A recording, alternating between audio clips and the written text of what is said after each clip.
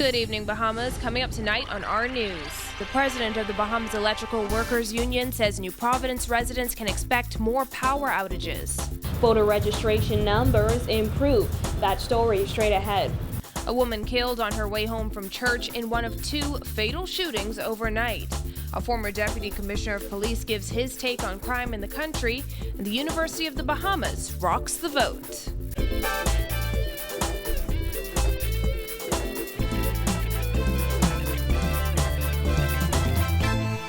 Welcome to our news and thanks for joining us. I'm Christina McNeil. Topping news tonight, after rolling blackouts on New Providence between Tuesday and Wednesday due to a damaged cable, the president of the Bahamas Electrical Workers Union says there are likely more power cuts ahead. Simone Davis has more in this report.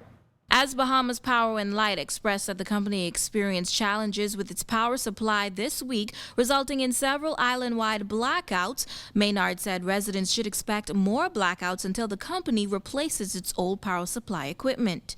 BEC is in a situation where we need new equipment, a new system upgrade. The distribution, the T&D system, distribution with T&D, that's the system that provides electricity at home. It's ancient, and we need to upgrade it. Without those upgrades, we're not going to be able to do what we need to do. We're going to keep having problems. The BEWU president noted that BPL workers are working as hard as they can, but there's only so much they can do when they are only patching up old equipment, which he estimated would cost around $800 million to replace. As a result of the cable blowing, there are technical difficulties, electronic difficulties at Clifton Pier, which the engines were not able to start. As a result of that, as I told you, the things at Clifton Pier are ancient. Guys are working round the clock to keep them going, round and round the clock to keep them going. Guys are tired; they work long hours to keep these engines going, but they're ancient, and we need new equipment. Without new equipment and without a new system upgrade and distribution, T&D system, which is distribution system, we're going to continue to have these problems. Maynard admitted that BPL purchased replacement cables about 2 years ago and have failed to install them because no one was given the contract to do so. I guess the executive director, I understand, is looking to drop the price from $2 million to lower. So, he got that little thing going, and a lot of contracts being held up because he wants to get better prices, which I don't believe he could get. So that's something that the minister needs to deal with. He needs to deal with that. Reporting for our news, I'm Simone Davis. Thanks, Simone. In other news, a woman was left dead just minutes after returning home from church in one of 2 deadly late-night shootings in the capital. Officer in charge of the Central Detective Unit, Chief Superintendent Clayton Fernander, says the first incident occurred shortly before 11 p.m. last night when a family of 5 had just pulled up in front of their Poitier Avenue home. They had just pulled up in their driveway when they were approached by 2 armed men who opened fire on their vehicle. As a result, all of the occupants in the vehicle at the time, the 5 occupants, they were shot to the body. One of the women was pronounced dead on the scene. The teenage boy in the family was, however, able to escape the vehicle. The male who was able to exit the vehicle, he ran just along the street. He was chased by the 2 armed men. At the same time, he was alerting neighbors in the area, which caused the culprits to run off. 2 women and an 8-year-old girl were transported to hospital where they are now listed in stable condition. Fernander says officers last night went from door to door in the Poitier Avenue area to find out if anyone saw or heard anything that can help police in their investigation.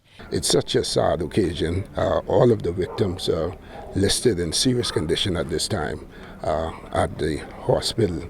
It appears though the family had just arrived from church. The deceased female, she was found just lying out of the vehicle, and right next to her was the Holy Bible, right next to her.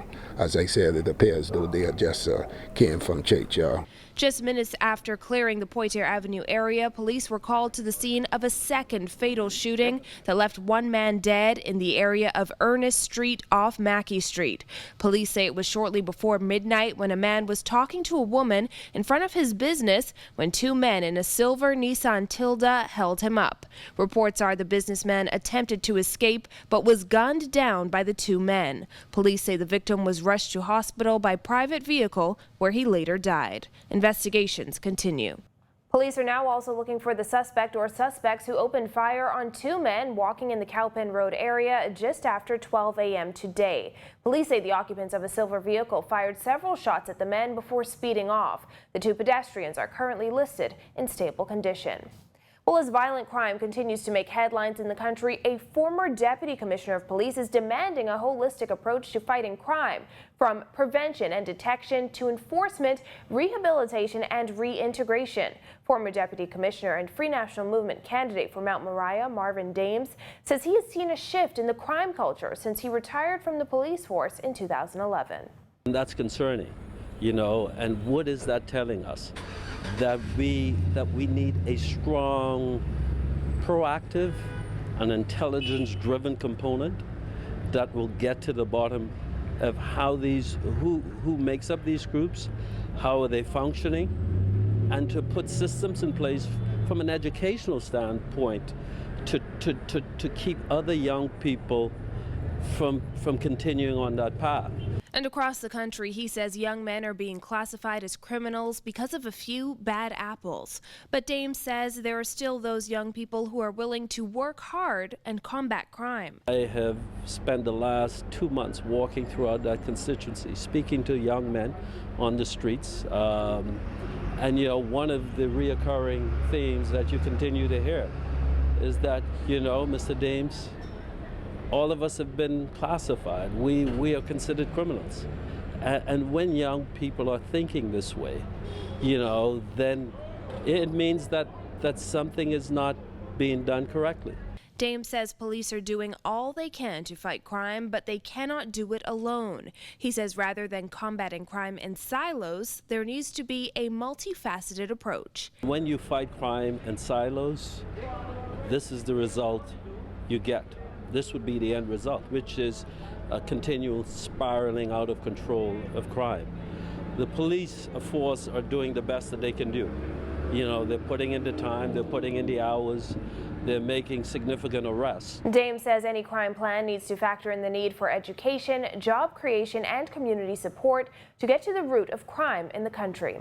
Meanwhile, the Parliamentary Registration Department is continuing its push to get more Bahamians registered for the next general election. Parliamentary Commissioner Sherlyn Hall says while there has been a slight increase in recent weeks, the numbers are still far below average. Our Jasmine Brown was at the Parliamentary Registration Department today and filed this report. Jasmine? That's right, Christina. Hall says they have seen some improvements in recent weeks with thousands more Bahamians registering to vote. Our numbers are between 350 to 400 per day.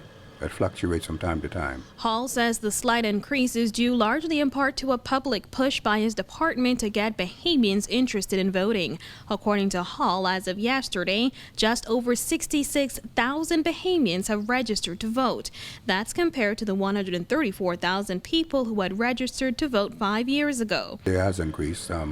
Can be better, but it's moving in the right direction. Hall also pointed out that despite there being two major political conventions recently, there was no impact on registration numbers, a fact he says is quite unusual. After the F&M convention, we saw no bump, no massive increase.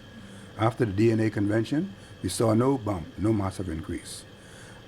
Going back to years, traditionally when there was a political convention, that has a way of getting people excited. And we don't see that this time around. Why, I do not know. As for why the numbers remain low, Hall says he feels the devastation caused by Hurricanes Matthew and Joaquin may also have an impact. In 2011, we did not have back-to-back hurricanes. Okay? So the fact that we have had two hurricanes within a 12-month period, that has negatively impacted maybe the mindset, the psyche of the people. Now, Hall says while the numbers are still well below average, they do expect to see a rush the closer it gets to Election Day. Reporting for our news, I'm Jasmine Brown. Back to you, Christina. Thanks, Jasmine. Still to come on our news, police are urging motorists to slow down after a student is struck by a vehicle this morning. A push for young Bahamians to register to vote. And it's Thursday night, and that means football on prime time. That's coming up when our news returns.